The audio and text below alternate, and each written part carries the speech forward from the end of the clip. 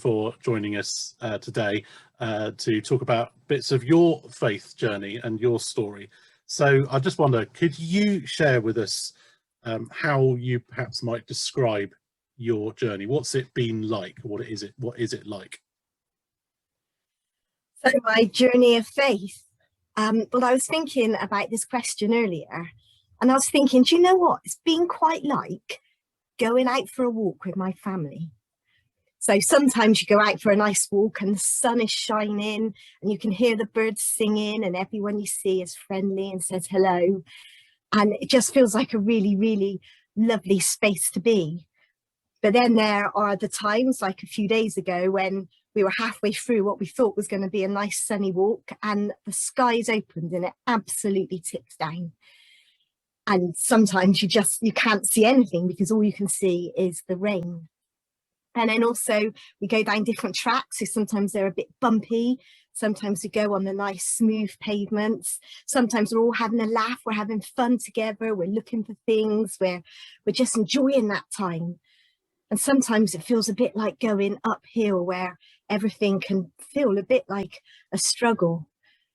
And actually I was quite young when I started my journey of faith, when I began to think and wonder about who God is. And I feel so blessed to have known that God has walked with me throughout my life.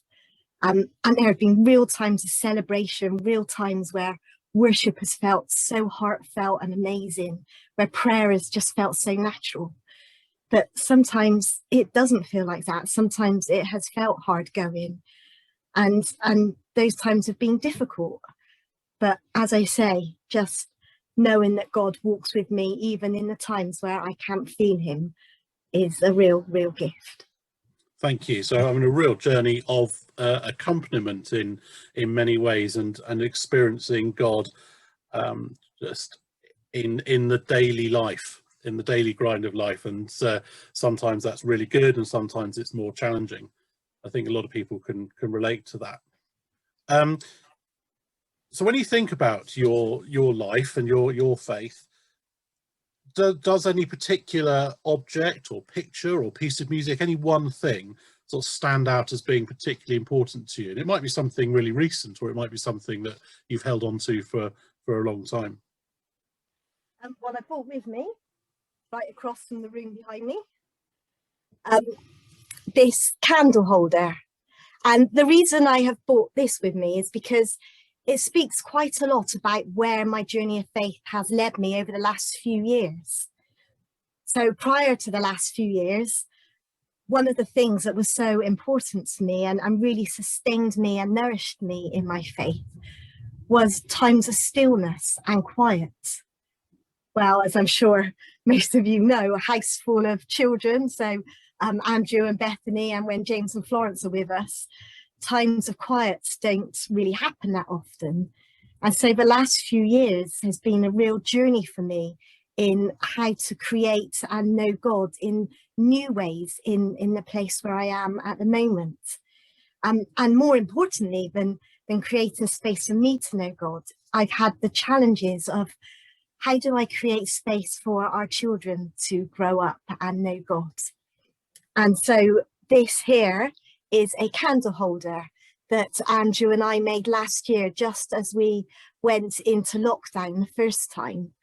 And it was a candle holder that we made that we could put a candle in so that we could say some prayers together.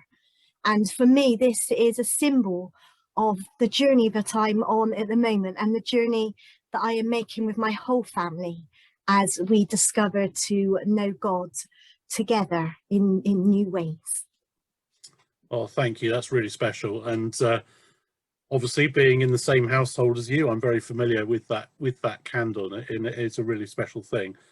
And many of you may have seen Michelle make that, actually, or make one very like it in our Christmas sessions where we made it with the children. It's a really good project to do.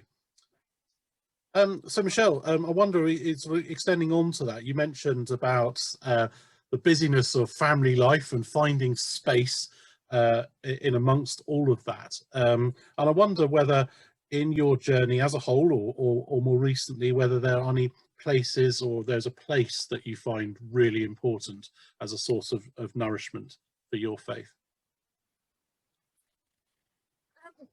There are so many places, there's so many places that I could share with you, but I just want to share with you about a place that I visited, 10 years ago, no more, 15 years ago. And that was Iona. And I didn't go to Iona as a pilgrim. I was in Scotland on holiday with some friends.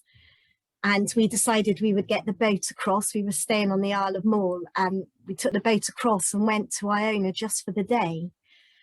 And actually, it was such an amazing place. And one of the most special parts of that trip for me was discovering a beautiful little beach on the corner, over in the corner in Iona. And it was such a special place. And I remember just sitting on a rock, just a little bit out into the sea, and watching the gentle waves lapping up on the shore. And I sat there, I remember sitting there for such a long time, and it feeling just such an amazing space to be. And quite often the sea does that for me, because it really speaks to me of the power of God and yet the gentleness of God. And it's somewhere where I often feel myself being nourished and held. And actually that time on Iona, I was able to visit Iona Abbey for just a very short time to look around the Abbey. And I picked up a CD while I was there of Iona worship. It was by the Wild Goose community, who are the Iona community, the worship that they bring together. And I remember getting in the car with my friends and saying, look, let's put my new CD on. And I think they were thinking, really? And we put it on, and my first reaction was, oh gosh, what is this? I don't get this at all. And yet years later, I picked it up again, and the chants and the music that they used really, really drew me in. And it was a new place that I discovered God in a new style of worship. And their style of worship has become so important in my own faith. The words that they use, the recognizing creation, the recognizing of God in absolutely everything, is something that has come to sustain me. Oh, thank you so much. It's a really special place, and I think if anybody hasn't been there, I think it should go very quickly to the top of people's lists of places to potentially visit. It's a really wonderful place to go. The Celtic tradition, which you've just spoken briefly about there with Iona, is well known for, when it uses Bible verses and things like that, as being very direct. I wonder, is there one verse or one passage from the Bible that, if that was all you could have from the Bible, is what you would go to? You know, this was the hardest question, because there are so many, and if you ask me this question again tomorrow, I would probably say a different one. But right now, and I think probably one of my most favorite passages in the Bible, is the road to Emmaus, because I just think that is one of the most amazing stories of two people walking a road that is beyond difficult. We can't even imagine how they were feeling as they walked that road, knowing that their Lord had died. And then we know that Jesus joins them on that road, and they don't recognize him.